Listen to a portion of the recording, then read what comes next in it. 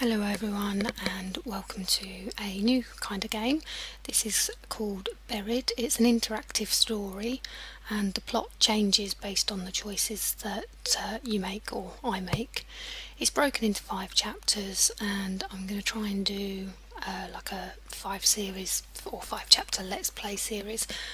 So I might tell you what choices I'm going to make, or I might just go through and read it as if it's kind of like a story. Depends really as and when I get to that bit. Anyway, let's begin.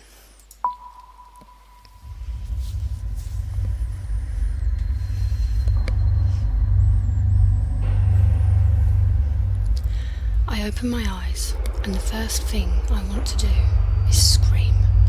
I'm flat on my back and everything seems to hurt. The trees overhead look familiar. It's a clear night sky, almost beautiful. Except for the fact that this means I've been out cold for at least 6 hours. But there's something wrong. I don't remember what, but something happened and oh God, my head really hurts. And this ringing in my ears. Was there an accident? An explosion, I think. I remember Dennis screaming, but after that, I can't remember. I sit up and notice that my hard hat's been thrown off. I look around the area, but it's not here. It feels strange to go anywhere without my hat. I've got to find the other members of my crew though. They could be in danger. I'm going to search for my hat. It might give me some clue as to what's happened. I get up on shaky legs and look around for a moment. There's a few trees nearby that look to have been splintered and broken at the base. They weren't like that earlier. I'm looking for my hat. It makes me feel a little bit more normal, like maybe there's nothing wrong here. And then I see it behind a fallen log about 10 feet away from me. How was it thrown so far away? Driven by nothing more than habit, I walk over to it, pick it up and place it on my head. Next I walk over to the centre of the logging site and I can't believe what I'm seeing. Not only can I not believe it, I don't like it. It looks like a bomb's gone off in there, right in the centre. I don't know where to start. The one load that we'd managed to stack on a truck for the day is overturned. The trailer's bent and the logs are hanging off the back. Where the hell is everyone? My head is killing me and this ringing in my ears. Can't hear anything. Not birds, not my footsteps, nothing. Makes me wonder if I hit my head after my hard hat flew off. I run through a quick mental checklist to make sure my brain is still working. It wasn't working that brilliantly before, but it's always good to check. My name is Roger Hastings. I'm 41 years old and the year is 2017.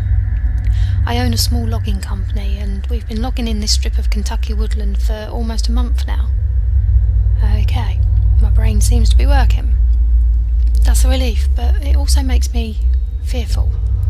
Something's not right here. I look around the site, my mind trying to figure out what's happened. Just about every piece of equipment has been overturned or tilted.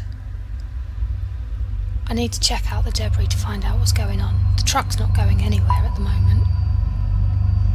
There's bits of debris everywhere. There's fragments of the 5-gallon bucket I keep our work rags in. There's a loose saw chain and an overturned gas canister. Had there been an explosion, all of the fuel on site would have started a fire. But there's no charring, there's no burning, there's just nothing. I walk through the area where Dennis had been working. From the looks of it, he'd been moving slowly. He'd only taken down 4 trees today. His metal lunchbox is open, an indicator that he'd been taking an early break. But he's not here. No one is here. Where the hell is everyone? I could try to make a call on my cell phone, but its battery's already running low. Not that it matters, the reception's crap out here. I'm gonna yell out. Hey guys, where is everyone? Tony! Dennis! Frank! Joe! But their names fall flat among the wreckage. I get nothing back other than scaring away a few birds overhead. I might as well start walking and try and find some answers. The highway's almost a mile back through the woods, down the gravel road we used to reach the site. Maybe the crew ran that way for help. But why would they have left me? Are they scared? Out of sorts? Am I that bad a boss? Maybe I can catch up to them. But with my truck turned over on its side, it looks like I'll be walking. God, I can't even remember what I was doing before waking up on my back. Wait, what's that underneath the bulldozer? Oh my God, it's a leg! It's got to be Tony or Dennis. That dozer doesn't look stable though. It could roll. It might not be safe to get too close, but I can't just leave him there. I have to go and have a look. Hey, are you okay? Are you alive? Holding on to my hat, I skip over the wrecked equipment and stray logs to get closer. I can see a bit more of the leg. The jeans are soaked in blood. I recognise the work boots. It's clearly Tony. His leg's bent at an impossible angle and it's nearly crushed flat. The closer I get, the more apparent it becomes that Tony didn't survive. I don't know. I don't want to pull his body out. It could be evidence of the way he's there. I'm gonna leave the body alone. There's nothing I can do for him now. I start to back away slowly. In my shock, I stumble, suddenly tripping over one of the stray logs, and my head collides with one of them as I bite the ground. But my hat does its job. Thank God I decided to look for it earlier. But what's more startling is realising that Tony's dead. Looking at him, I feel something rise up in my throat, and I don't know if I'm going to scream or vomit. But I've got to push it away. If I lose my cool right now, there's too many questions that will go unanswered. Shit, I can't believe this. Tony. He had 2 boys. He coached his oldest son's baseball team. He was the hardest worker I had and was one of the most honest and reliable men I knew. This isn't right. I can't stay here. I have to find Dennis, Frank and Joe. I have to find out what happened here. As I walk through the stack of logs from last week or so of work, everything just feels frozen. There's a high-pitched sound in my ears. It's terrible. It keeps happening every few seconds and sounds like it's coming from far away. I can't help but wonder, is it my ears or something else? The silence out here is creepy. And there's a smell, like the atmosphere after a bad summer storm. I might as well admit it, I'm a little scared. Everyone's missing. It's dead quiet out here. There doesn't even seem to be a breeze to rustle the leaves and branches. My right knee hurts like hell. My head was hurting so bad before, I didn't even notice the pain in my knee. I must have hurt it during the what? The accident? What? Wait, is that Dennis? I see him sitting on the ground, motionless about 30 feet away. I walk up to him. He's just sitting there, not moving. I approach him slowly.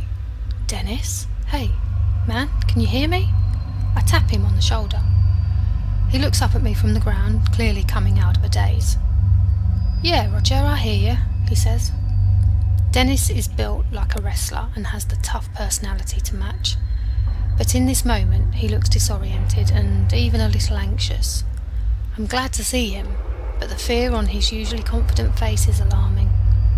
What the hell happened? What's going on? He asks. I don't know. The crew's missing. Missing? Dennis says. Well, where do you think they went? I'm not sure, I say, but it's got me pretty freaked out. Something's not right here. Still sitting on the ground, he looks around the woods as if he's just now understanding the severity of the situation. The equipment was all overturned, the dozers too, I say, shifting my hard hat and wiping my forehead. You okay? I ask him. Yeah, just a little shaken up. Yeah, me too. This might be the most intimate conversation Dennis and I have ever had.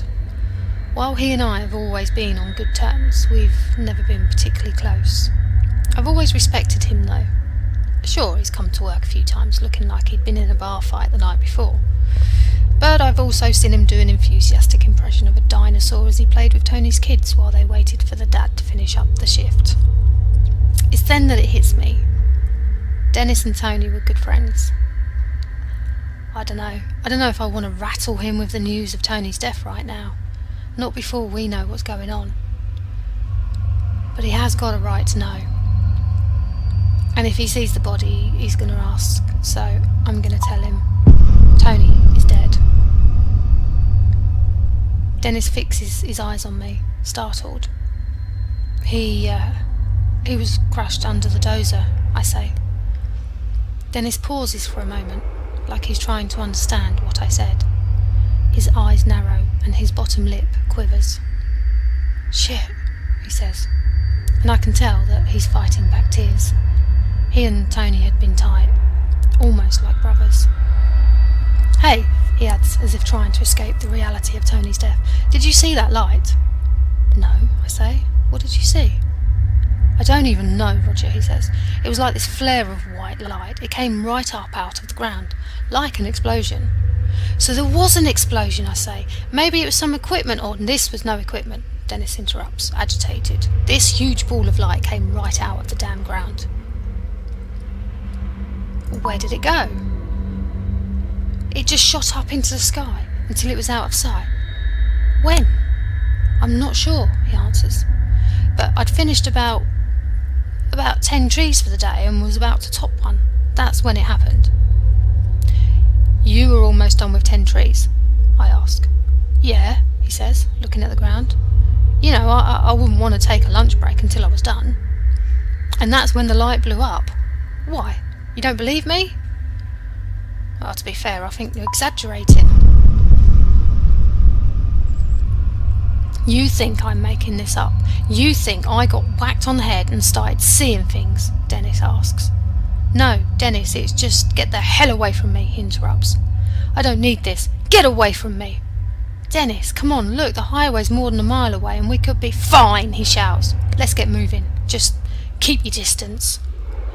We both stand up and start heading towards the road. It isn't until we start moving that I see Dennis is wounded. His right side is coated in blood, the red seeping through his blue work shirt. There's splatters of it here and there, but also a very large red splotch. Makes me worried. How'd you get that injury?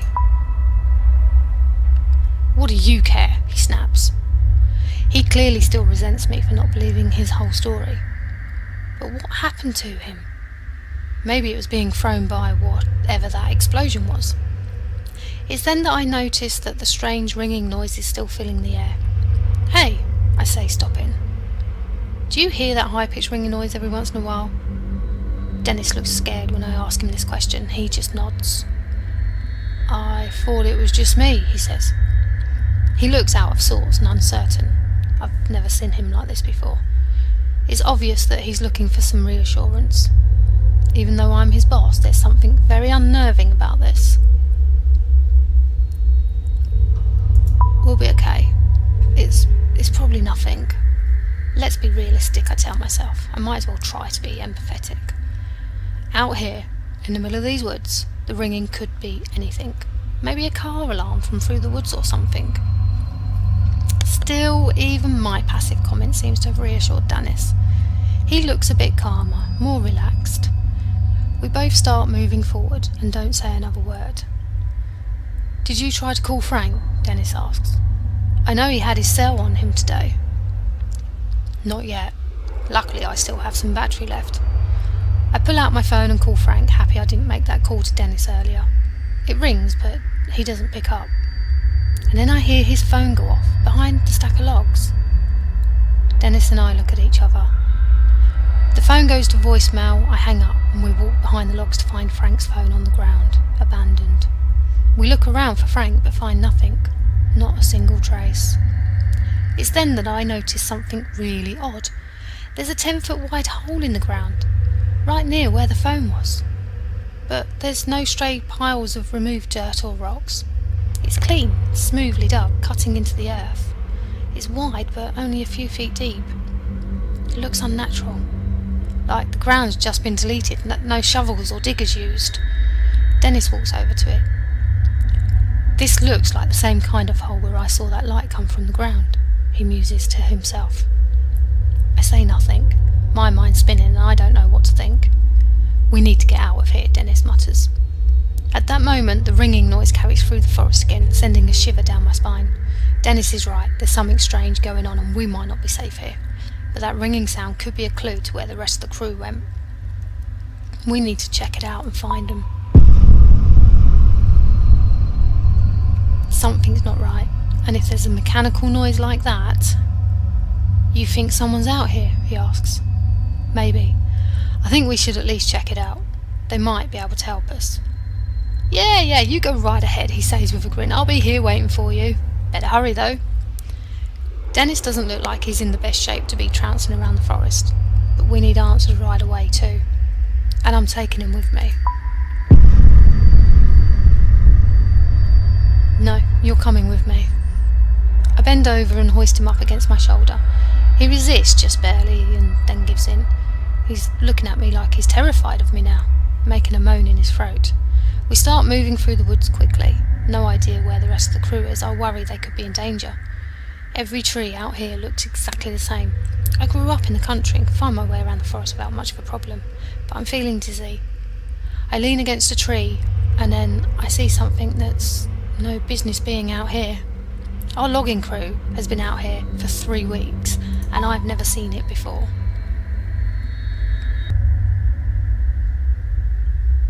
It's a small building, sort of like in between a shack and a bunker. It looks to be made of concrete, but there's moss, weeds and plain old erosions, kind of giving it a mystical look, like something out of a demented version of a medieval fantasy movie.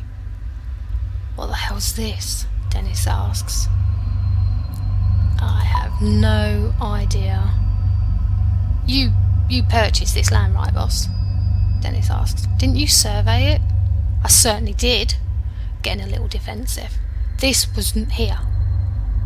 Do you think the others maybe went in here? He asks nervously.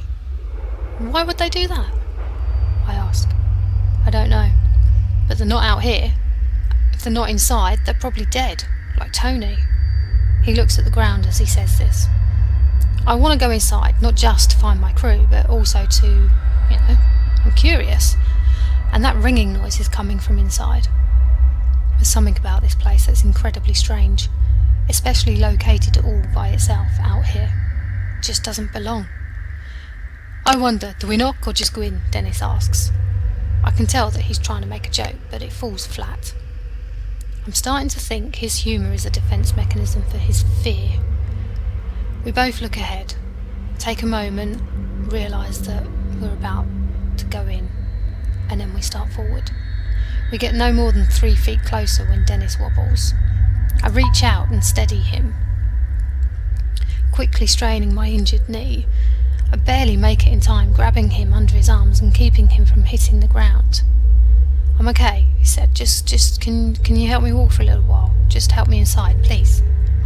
I can't deny him his request. I've never seen him this week. It's a little uncomfortable to see. It makes me glad I decided to keep him with me. I help Dennis into the weird little building. The front door opens easily, even though there's clearly a lock on it. Maybe the lock was supposed to keep someone in. It's hard to tell. I still hear the ringing noise. It's definitely coming from in here. Stretching out in front of me is a small interior to match the outside. The building's totally empty.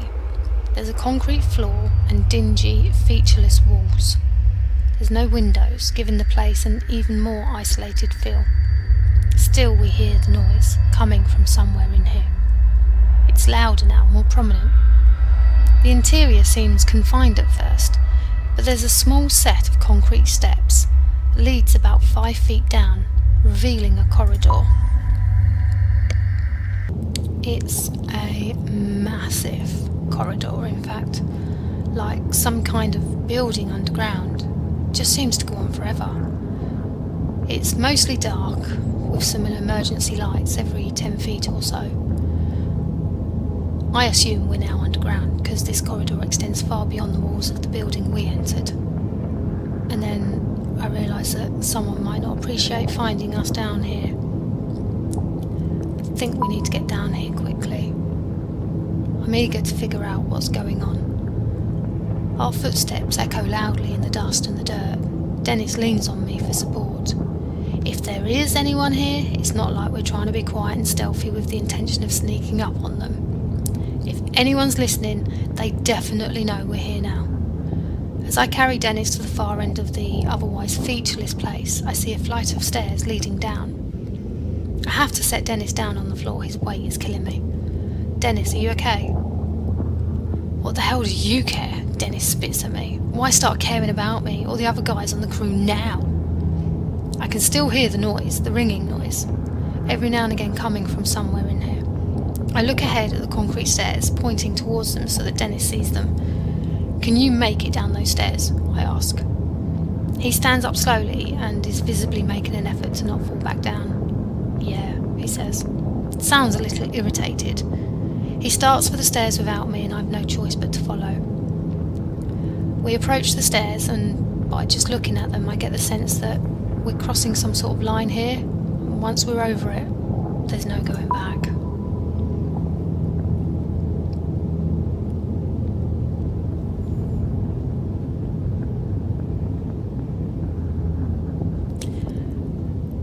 As I head down the stairs, I notice that they look aged. And that damned ringing noise is somewhere below, louder than ever. I feel like I'm walking into a cellar of a haunted house, the light becoming scarce and dark as the stairs take a slight turn. I can feel the temperature drop.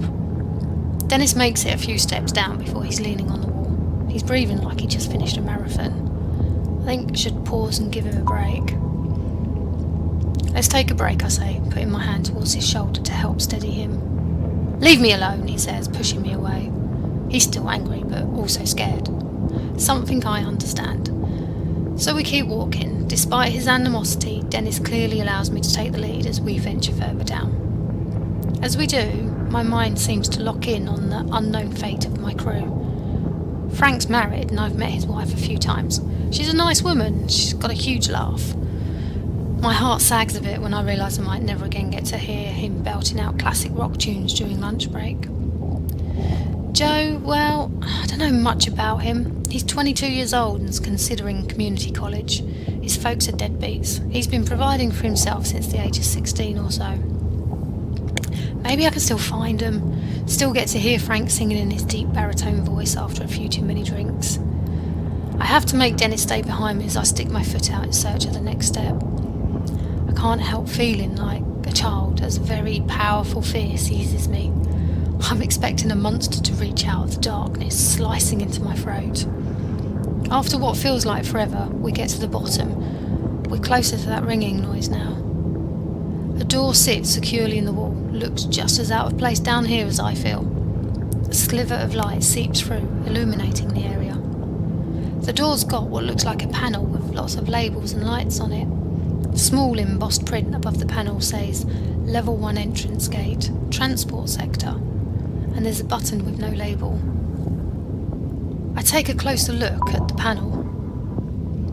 It's got lots of kind of diagnostic or alert system notes, and each label is meant to communicate some sort of status. Lockdown engaged, experiment in progress, shutdown engaged. These all appear to be off. But one of the phrases has a slowly blinking red light next to it. The only powered light on this whole thing. Abnormal entity breach. What the fuck? Slowly push the door open when Dennis suddenly steps in front of me, taking the lead. Let's go, he says. I want to find out what the hell this place is. As he walks through, that ringing or beeping or whatever it is gets a little louder. The door closes behind us with a click. I can't help but notice the wobble in Dennis' step as he lets out a grunt. You sure you're healthy enough to keep going? I ask. It doesn't matter. I don't want to be in the woods right now. He seems scared. Something I've never seen before. Angry? Yeah. Upset? Yeah. But Dennis is never scared. What did you see? You know what? Dennis says, clearly angry. Never mind. I'm not going to tell you anything else. It's not like you'd believe me anyway. I've been so preoccupied with my own fear I nearly forgot about the ringing noise. It just become background noise. We took a few more steps and I can now see where we are. I don't get it, it makes no sense. Yet another thing that simply seems out of place. The shapes and muted colours of metal are easy to identify, but it doesn't belong here. And that's the end of chapter 1.